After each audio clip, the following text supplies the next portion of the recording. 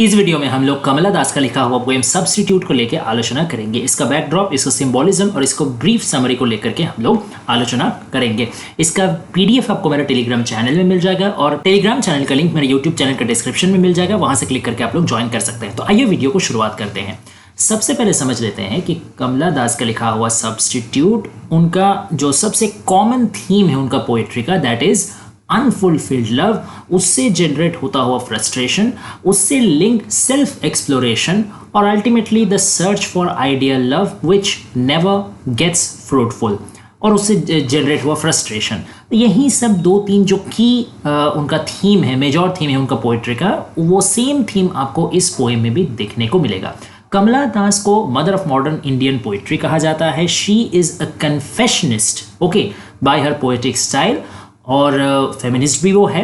काफ़ी bold style है उनका राइटिंग का। वो फेमिनाइन सेक्सुअलिटी को लेकर काफ़ी खुला तरीके से अपना पोएम में डिस्कस करती हैं। तो वो सब चीज़ आपको इस पोएम में भी मिल जाएगा। बेसिकली इस पोएम का टाइटल जो है, जो कि आप समझ ही पा रहे हैं, सब्स्टिट्यूट, यानी एक कोई इंसान हो या कोई चीज़ हो, उसका ऑल्टरनेटिव, उसका बदली में, जैसे मान लीजिए आप चाय पी रहे हैं, चाय की जगह में आपको कोई कॉफ़ी भी देगा तो वो भी पिया जा सकता है, तो वो क्या सब्स्टिट्यूट। तो यहाँ पे चाय कॉफ़ी वाला सब्स्टिट्यूशन नहीं, यहाँ इंसान का सब्स्टिट्यूट, लवर का सब्स्टिट्यूट।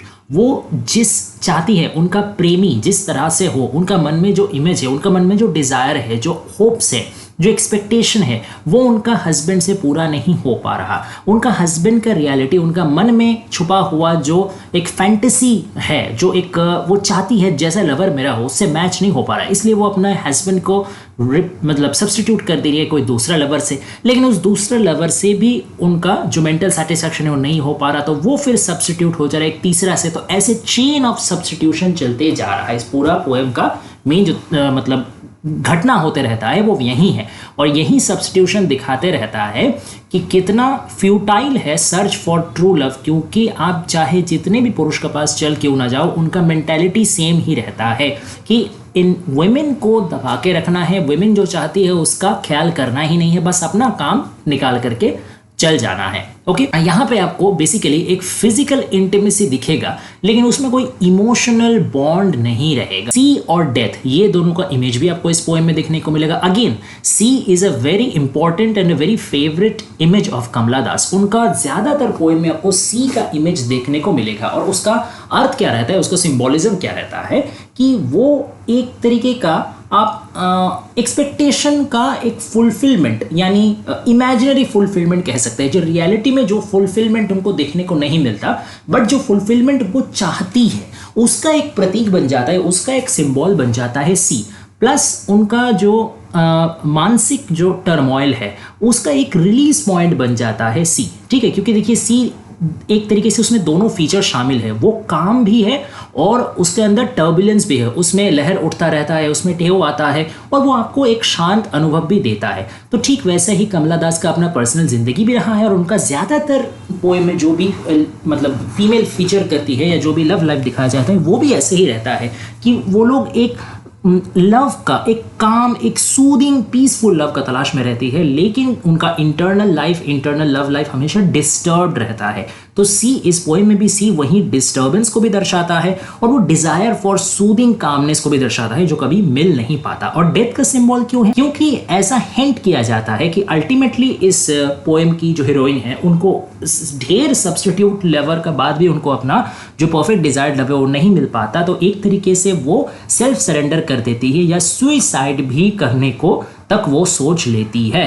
ठीक है, तो ये एक तरह से डेथ का इमेज है। अगर फिजिकल डेथ नहीं भी हो तो कम से कम मेंटल डेथ। ठीक है, एक आदमी सिर्फ उसका शरीर का मृत्यु के साथ नहीं मरता, उसका शरीर जीवित रहता है, लेकिन उसका मन का मौत हो जाता है, और वो फिजिकल डेथ से भी खतरनाक है, क्योंकि वैसा मौत आप जिंदा रह करके महसूस करते हो। That is way way much difficult than the real death, than the physical death. ठीक है, अब जो अनग्रेटिफाइड डिजायर उनका है, उसका चलते उनका दिमाग में फ्रस्ट्रेशंस आ रहा है कि मैं तो अपना तरफ से सब कुछ कोशिश कर रही हूँ, मैं एक हाउसवाइफ बनने का पूरा कोशिश कर रही हूँ, सारा दायित्व में पालन कर रही हूँ, अपना हस्बैंड को खुश करने का हर एक कोशिश कर रही हूँ, तो क्यों मुझे जो डिजर्व मैं करती हूँ, मुझे जो प्यार चाहिए, मुझे जो अटेंशन चाहिए, मुझे जो इमोशनल फुलफिलमेंट चाहिए, वो क्यों नहीं मिल पा रहा। इसको वो एक मतलब सिमिली कहा जाए या एक कंपैरिजन कहा जाए, the poor crows with raucous cries, यानी बेचारे जो कौवे हैं वो अपना बहुत तीखा चिल्लाहट के साथ वो अपना खुद को जाहिर कर रहे हैं। तो ये जो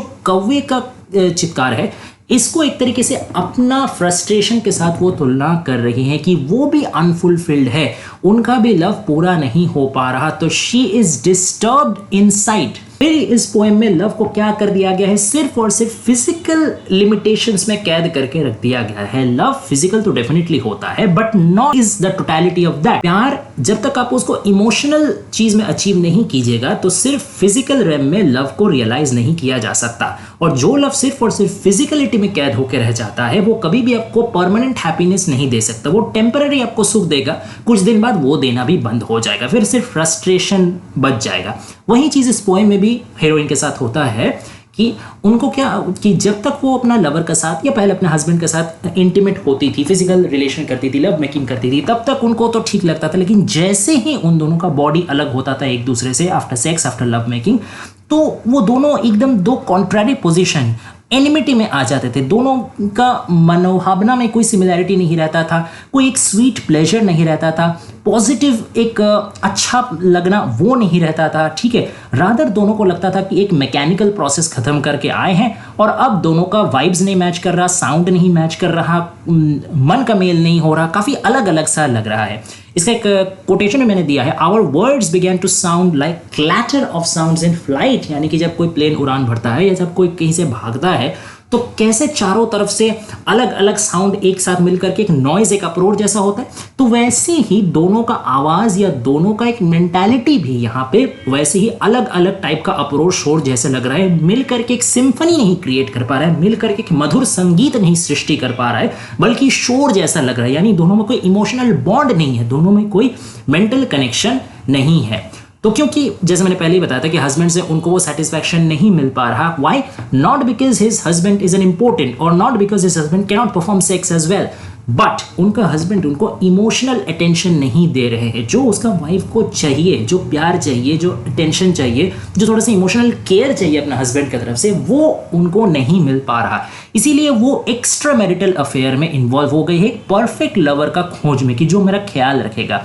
लेकिन दिक्कत यह है कि एक्स्ट्रा मैरिटल अफेयर उनको मिल तो जाता है, लेकिन वो एक चेन बन जाता है, वो एक आदत बन जाता है, वो एक नशा बन जाता है जो हीरोइन को ट्रैप कर लेती है। एक सब्स्टिट्यूट को छोड़ के फिर वो दूसरा सब्स्टिट्यूट खोजने लगती है। So it becomes an endless game for searching for substitute. एक सब्स्टिट्यूट जाता है, दूसरा सब्स्टिट्यूट आता है, लेकिन परफेक्ट मैच कभी नहीं मिलता।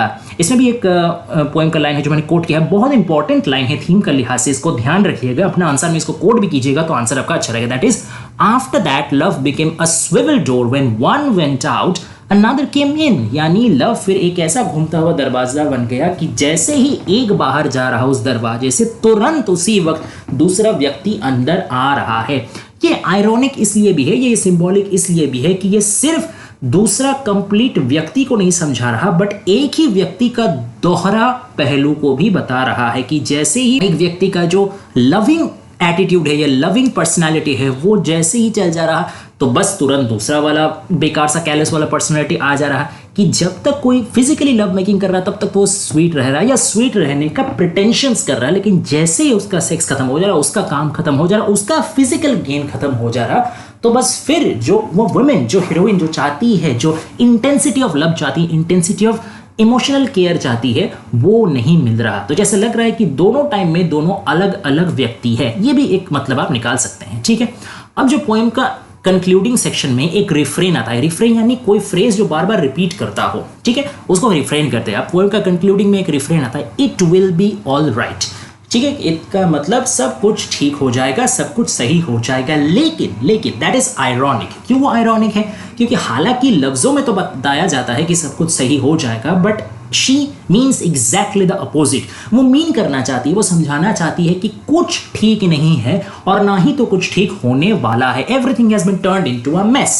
ओके, फिर वो कुछ सिचुएशंस को जिक्र करती है, जैसे कि सब कुछ ठीक हो जाएगा अगर मैं क्लाउन के जैसे अपना मुंह को पेंट करूं, यानी यहाँ मेकअप यूज करने की वो बात कर रही है। पुट अप हेयर, मैं अपना बालों को सही से प्लेट करूं, सही से मतलब सजू सबरू तैयार हो और मेरे हस्बैंड के पास जाकर के एकदम प्राउड पेयर जैसे एक्ट करोगे, मैं और मेरा हस्बैंड दोनों एकदम कितना बढ़िया जोड़ी है, ठीक है, ये सब मुझे एक्ट करना पड़ेगा, मुझे प्रिटेंड करना पड़ेगा। क्यों? क्योंकि रियलिटी में ऐसा है नहीं। तो अगर मैं ऐसा करूं तो शायद सब कुछ ठीक हो जाएगा, सब कुछ ठीक हो जाएगा। अगर मैं क्लब्स ज्वाइन करूं, पार्टीज अटेंड करने लगूं, टेलीफोन में हल्का फुल्का फ्लर्ट करने लगूं, और क्यों मुझे ये सब करना पड़ेगा, क्यों मुझे सब कुछ ठीक करना पड़ेगा? क्योंकि I am the type that endures, मैं उस किस्म की हूं, मैं उस काइंड की हूं, मैं उस गोत्र की हूं जो क्या करता है, जो सहन करता है। अच्छा सॉरी, यहां पे थोड़ा सा गलती हो गया, यहां मैंने एंश्योर टाइप कर दिया, ये एंश्योर नहीं एंड्योर होगा, यानी सहन करने वाला, टॉलरेट करने वाला। मैं उस टाइप की हूं जो एंड्योर करता है, टॉलरेट करता है, सहन करता है। यहां पे वो पैट्रियार्कल माइंडसेट यहां पे रिफ्लेक्ट कर जा रहा कि अल्टीमेटली मैरिज एक क्या है, एक टॉर्चरिंग सिचुएशन है, एक tool for patriarchal operation to the women है, जहां पे वाइफ का फ्रीडम नहीं दिया जाता, हस्बैंड का सब कुछ चलता है और उसका ही खुशी के लिए वाइफ को उसका हिसाब से चलना पड़ता है।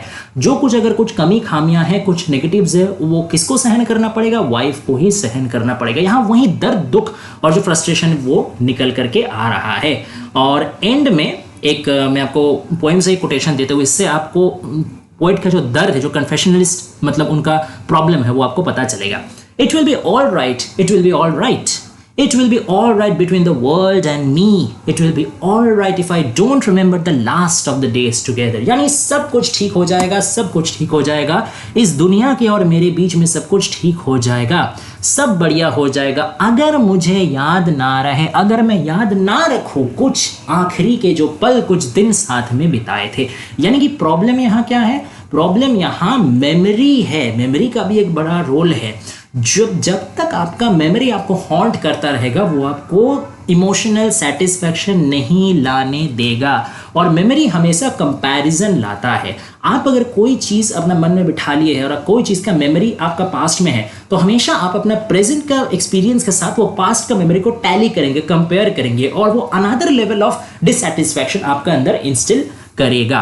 तो ये एक बात हुआ।